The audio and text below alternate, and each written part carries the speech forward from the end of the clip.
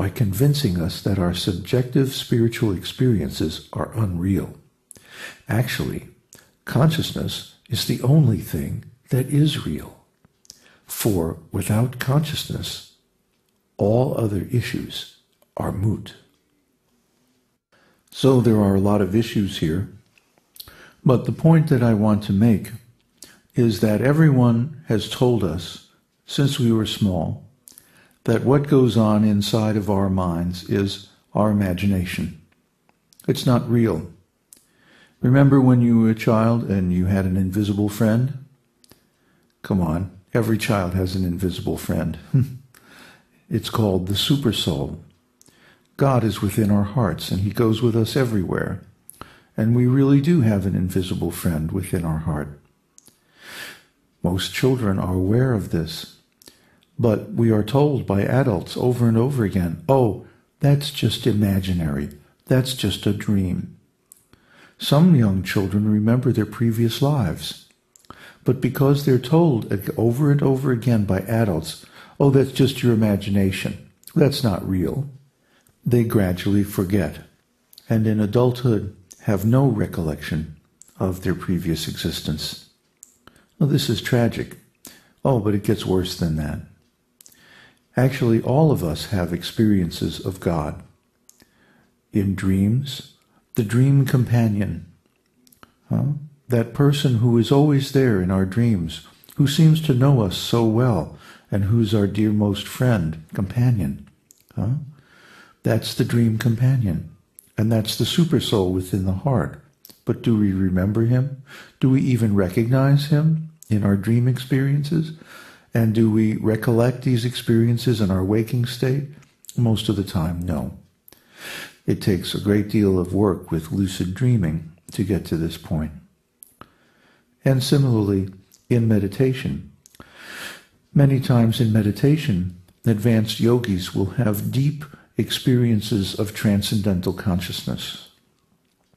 But if our associates and the people in our surroundings do not validate those experiences, then perhaps we will fail to recognize them for what they are. Perhaps we'll even forget them and lock them away somewhere deep in our hearts where even we won't be aware of them anymore. But this is tragic because the real value of life is in the subjective experience of it.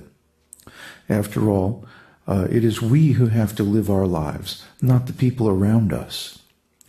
It is we who experience the different states of consciousness, and not the people around us, not our family or friends or the people in so-called authority. Actually, all that is an illusion, because the material world is always changing. It's temporary. And everything we experience in this world is temporary. But consciousness is eternal. We always have consciousness. What are we conscious of? Okay, there are 4 states of consciousness. 3 of them are material: deep sleep, dreaming, and ordinary waking consciousness. But the 4th state is transcendental, and that's when we are spiritually conscious. In that state, instead of perceiving things through the material bodily senses, we are perceiving things through our spiritual bodily senses. And in that state of consciousness, we are aware of the eternal nature of life. But the Western ontology says, oh no, that's not right. That's just imagination. That's just a visualization. Perhaps you having some waking dreams, or maybe a slight psychotic episode there. No, it's not psychosis. It's merely a subjective reality. And this subjective reality is described in the scriptures. It's the same for everyone. Now, if we really are hallucinating, maybe we'll see our spiritual friend as a 7-foot-tall rabbit named Harvey. But if we're seeing the spiritual reality, then our vision of spiritual existence will match the description in the scriptures. That's why the scriptures are there. to give us some standard where we can judge whether we are hallucinating or we're really experiencing the spiritual world. So what do the scriptures say?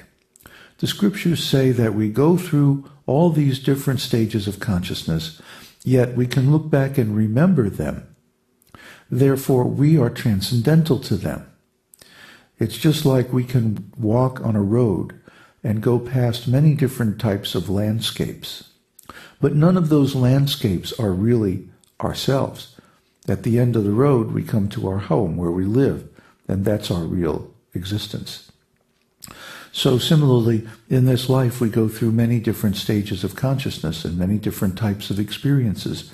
But our real self is transcendental to all of them. Our real self is our spiritual body. So the goal of life, the aim of life, is to attain this spiritual body. And when we see God, we see ourself as well. Just like in the Bible, it's described that Jesus was praying in the Garden of Gethsemane, and he was speaking to God face to face, person to person, having a conversation. Unfortunately, that conversation wasn't written down because Jesus' disciples were sleeping. Now, you might say, how could they be sleeping? God was present right there, talking with Jesus. How could anybody sleep through that? But the fact is, God's presence was subjective. God's presence is always subjective because God is pure consciousness. So those disciples, even though they were present in the same place with Jesus, could not sense the presence of God because their spiritual senses were not yet cleansed of material contamination. That's why Jesus was the master and they were the disciples. So similarly, if we have a transcendental experience, nobody else is necessarily going to know it because it's completely subjective. Does that mean it's unreal? Not at all. Not at all. So we have to escape the tyranny of the majority view, which in the West is that if you experience something interior, something subjective, that it's not real, that it's a product of your imagination, that it's a hallucination or some kind of aberration, some kind of mental trick. No, it's not necessarily. Of course, there are such things, and people do have hallucinations, but people also have real subjective experiences all the time.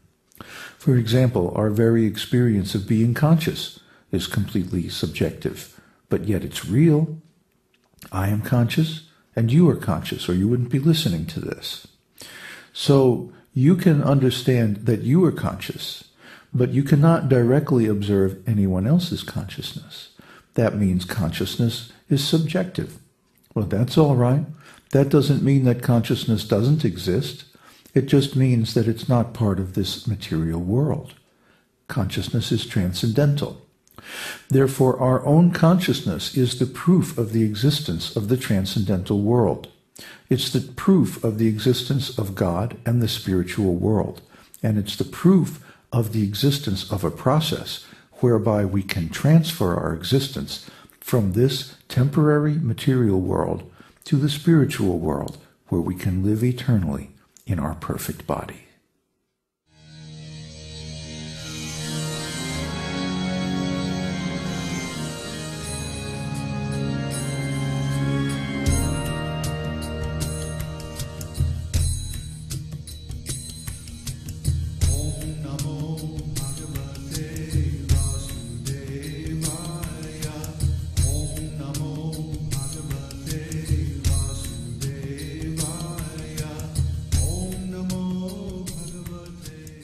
We hope you've enjoyed this edition of My Perfect Body. This is David Hughes, your host, reminding you to visit us on the web at esotericteaching.org, where you can purchase the complete Esoteric Teaching Introductory Seminar DVD and many CDs of transcendental music and mantras.